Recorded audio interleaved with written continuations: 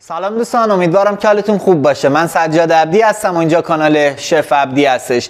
امروز قرار بهتون یه دسر معروف ترکی رو آموزش بدم به اسم کنافه که این روزا داخل کافه رستوران ها فوق العاده طرفدار پیدا کرده. پس تا انتهای ویدیو با بنده همراه باشین. یادتون نره برای حمایت از ما حتما کانال خودتون رو سابسکرایب کنید و از زنگوله کنار اون رو هم بزنید تا وقتی که بنده ویدیو جدید منتشر میکنم نوتیفیکیشن یوتیوب براتون ارسال بشه. پس بی معطلی بزن بریم. خب دوستان، برای درست کردن کنافه ما نیاز داریم به رشته کادایف. به این نوع رشته میگن رشته کادایف. یه نوع رشته ترکی هستش که هم برای باقلوا استفاده میشه و هم برای کنافه.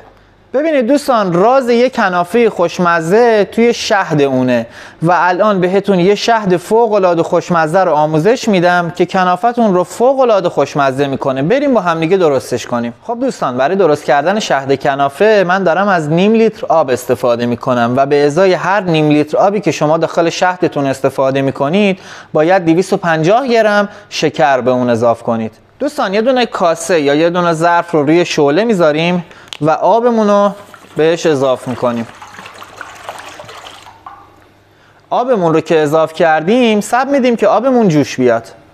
دوستان، برای این نیم لیتر آبی که ما داریم استفاده میکنیم یک لیوان پلاستیکی گلاب درجه 1 بهش اضافه میکنیم. در مرحله بعد هم به اون عرق بهار نارنج رو اضافه میکنیم. دوستان، اگر عرق بهار نارنج هم گیرتون نیومد میتونید فقط از گلاب استفاده بکنید، ولی ترکیب عرق بهار نارنج و گلاب داخل این شهد فوق العاده خوشمزه میکنه کنافتون رو. یک لیوان، 2 لیوان هم به اون عرق بهار نارنج رو اضافه میکنیم. در مرحله بعد به اون شکر رو هم اضافه میکنیم و شروع میکنیم به هم زدن. دوستان، برای عطر و طعم بهتر شهدمون من از چی دارم استفاده میکنم؟ یه دونه چوب دارچین، میخک، هل و گل محمدی غنج و تکمیل کننده این شهد زعفران. دوستان، تمامی مواد رو به شهدمون اضافه میکنیم. زعفرون رو هم دوستان بسابید قشنگ که کاملا پودر بشه و به شهدمون اضافه میکنیم و شروع میکنیم دوستان به هم زدن و به مدت ربع ساعت الی 20 دقیقه روی شعله ملایم میذاریم که روی حرارت بمونه که قشنگ عطر و طعم مواد به خورد همدیگه بره. خب دوستان، تا شهدمون آماده میشه بریم سراغ قالب گرفتن کنافه. خب دوستان، برای قالب گیری کنافه شما نیاز دارید به یه تابه روی. ببینید از این جور مایتابه ها دوستان داخل همه خونه ها پیدا میشه. نیازی نیست حتما تابه مخصوص کنافه داشته باشید. 2 تا اینجوری مثل همدیگه داشته باشید کافیه، یا یه دونه کوچیک یه دونه بزرگ که برای برگردوندنش میتونید از این بزرگی استفاده بکنید که راحت تر بتونید اون رو برگردونید. دوستان، رشته کادایف رو که خریداری میکنید اگر داخل فریزر نگهداری کردید 1-2 ساعت قبل از اینکه کنافه بزنید بذارید داخل دمای یخچال که دمای اون به هم سطح یخچال برسه و کاملا بافت اون راحت از همدیگه جدا بشه. یه دونه سینی میذارید کنار دستتون و آروم آروم بافت اون رو باز میکنید به این صورت و باید از همدیگه بازشون بکنید. روی ظرفتون میریزید. دوستان نگاه کنید، رشته ها رو به این صورت داخل سینی بریزید و کاملا از همدیگه باید باز شده باشه. کره آب شده. ببینید دوستان، کره نباید داغ باشه. روی حرارت خیلی خیلی کم بذارید آروم کره آب بشه و بعد از اون بذارید داخل دمای محیط. به این شکل در میاد. با یک قاشق یا با فرچه کره رو روی رشته میریزیم. همه جای اون پخش میکنیم. چندین تا قاشق میریزیم و شروع میکنیم به هم زدن که کره همه جای رشته پخش بشه. دوستان، رشتهمون رو که به کره آغشته کردیم ظرفی که میخوایم داخلش کنافه بزنیم رو میذاریم جلو دستمون و با قاشق کره رو داخل اون میریزیم. 1-2 قاشق کافیه. با قاشق یا فرچه کل ظرفمون رو به کره آغشته میکنیم قشنگ دوستان باید حتی دیواره های ظرفتون هم کره‌ای بشه. خب دوستان ظرفمون رو که کره‌ای کردیم، آروم آروم یواش یواش و خیلی کم به کم رشته کادایف رو داخل ظرفمون میریزیم. دوستان کنافه زدن خیلی باید با حوصله انجام بشه. خب دوستان ببینید، با دستتون قشنگ رشته کادایف رو فشار بدید که قشنگ بچسبه و دوباره یواش یواش رشته رو به ظرفمون اضافه میکنیم. یه ذره که اضافه کردیم دوباره با دستمون فشار میدیم که قشنگ به هم دیگه بچسبه و تخت بشه. دوستان تا نصفهای ظرفمون که اومدیم دوباره یکم دیگه به اون کره اضافه میکنیم.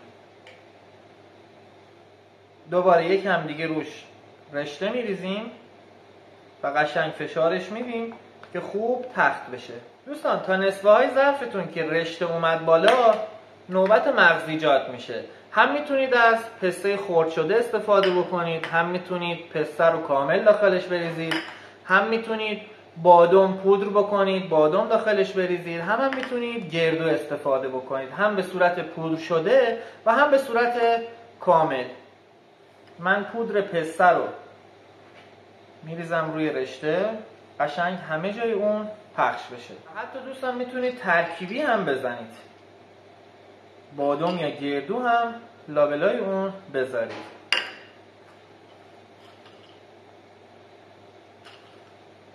من پسته هم میریزم. یه خورده دوستان اون رو فشار میدیم که قشنگ به رشته ها بچسبه و دوباره به اون کره میزنیم. یه کوچولو کره روش میریزیم و شروع میکنیم دوباره به اضافه کردن رشته ها. آروم آروم فشار میدیم که قشنگ بهش بچسبه، ذره ذره بهش اضافه میکنیم و فشار میدیم که قشنگ تخت بشه. دوستان یه لایه نازک که روی سطح مغزیجاتتون رشته قرار گرفت میتونید پنیر هم به اون اضافه بکنید. پنیر پیتزا برای کنافه بیشتر از پنیر موزارلا استفاده میکنن. شما میتونید حتی از پنیرهای معمولی تاپینگ هم استفاده بکنید، ولی خب پنیر موزارلا یه چیز دیگه است، خوشمزه ترش میکنه. جفتش میتونید استفاده بکنید. دوستان پنیر پیتزا سلیقه‌ایه، شما هم میتونید داخل کنافتون پنیر پیتزا استفاده بکنید، هم میتونید بدون پنیر پیتزا بزنید. من یه قسمتش رو پنیر موزارلا میذارم و یه کوچولو از پنیر پیتزا رو هم کنارش میریزم. بعد از اینکه پنیر پیتزا رو اضافه کردیم دوباره یواش یواش به اون رشته رو اضافه میکنیم و شروع میکنیم به پرس کردن.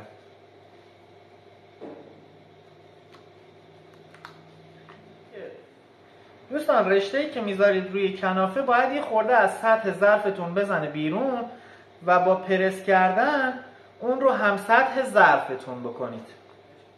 رشته هایی هم که از گوشه کنارا زده بیرون جمعش میکنیم داخل و شروع میکنیم به پرس کردن. در مرحله آخر هم دوباره به اون یه کوچولو دیگه کره میزنیم، قشنگ همه جای اون پخش بشه. در مرحله آخر هم برای اینکه کنافتون شکل و قالب خیلی خوبی به خودش بگیره، یک ظرف دیگه که ته اون هم اندازی ظرفتون باشه روی اون میذاریم و شروع میکنیم به پرس کردن که قشنگ کامل شکل بگیره داخل ظرفمون. خب دوستان بعد از 20 دقیقه شهد ما کاملا آماده شده و یک عطر و طعم فوق‌العاده‌ای به خودش گرفته و الان باید اون رو از صافی رد بکنیم. به این صورت از صافی رد میکنیم قشنگ. خب دوستان الان دیگه هم شهد ما آماده است و هم کنافمون قشنگ قالبگیری شده و بریم نحوه پختمون رو هم بهتون آموزش بدم. زیر شعله رو دوستان تا جایی که امکان داره کم کنید که قشنگ به آرومی اطراف و زیر کنافه رنگ طلایی به خودش بگیره. بعد از 2-3 دقیقه یواش کناره ها رو یه کوچولو بلند میکنیم و نگاه میکنیم ببینیم طلایی شده یا نه. رشته کادایف دوستان خیلی زود میسوزه، پس باید خیلی زود به زود اون رو چک بکنید و زیر شعلتون هم خیلی کم بکنید که کاملا زیر و اطراف اون طلایی بشه. خب دوستان بعد از 3-4 دقیقه الان دیگه قشنگ اطراف اون طلایی شده. یک ظرفی که هم اندازه خود ظرف کنافتون باشه روی اون میذاریم. دوستان این قسمت رو باید خیلی با احتیاط انجام بدین. 2 تا دستگیره میذارید کنارش و اون رو سریع برمیگردونید.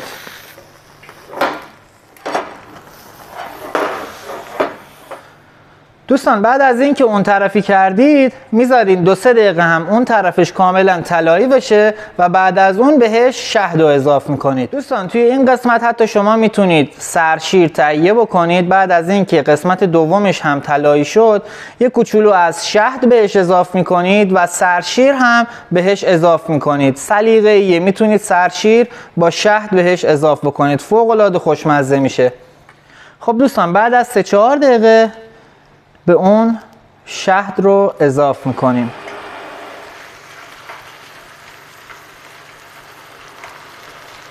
بعد از اینکه شهد رو بهش اضافه کردیم 2-3 دقیقه صبر میدیم دوستان که قشنگ شهد به خورد کنافه بره و آب اون کاملا تبخیر بشه. خب دوستان بعد از 2-3 دقیقه قشنگ آب شهد کاملا تبخیر میشه و به خورد کنافه میره و بریم برای سرو کردنش. یه دونه ظرف تخت بچه‌ها بردارید، به این صورت بذارید روی ظرف کنافتون و خیلی با احتیاط از بغل با دستگیره بگیرید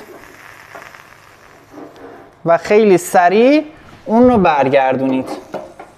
برای برداشتن ظرف هم به کمک یک چاقو میبریم زیرش و به این صورت ظرفمون رو برمیداریم. ببینید که چی شد، اصلا با روح و روانت بازی میکنه. اینم از کنافه جذاب ما. ببینید که چی شد دوستان. با بستنی فوق‌العاده میشه کنافه، مخصوصا بستنی سنتی، اونم از اونایی که داخلش تیکه های خامه هست. فوق‌العاده میشه با کنافه. هم میتونید با بستنی سنتی میل بکنید کنافه، هم میتونید با سرشیر و هم میتونید با بستنی های وانیلی میل بکنید. فوق‌العاده خوشمزه میشه. یه تست بریم ازش. به مثلا با روح و روان آدم بازی میکنه. کسایی که رژیم هستن خواهش میکنم به هم فوش ندید. حلالم کنید. بفرمایید.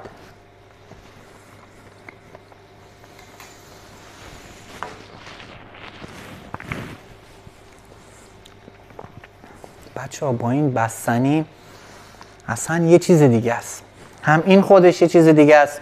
با این بستنی سنتی نور علی نور میشه.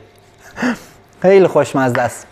دوستان حتما داخل خونه امتحان کنید، فوق العاده خوشمزه است و مرسی که تا اینجای ویدیو با بنده همراه بودین. یادتون نره برای حمایت از ما حتما کانال خودتون رو سابسکرایب کنید و زنگوله کنار اون رو هم بزنید تا وقتی که بنده ویدیو جدید منتشر میکنم نوتیفیکیشن یوتیوب براتون ارسال بشه. شما رو به خدای بزرگ میسپارم تا درودی دیگر. بدرود.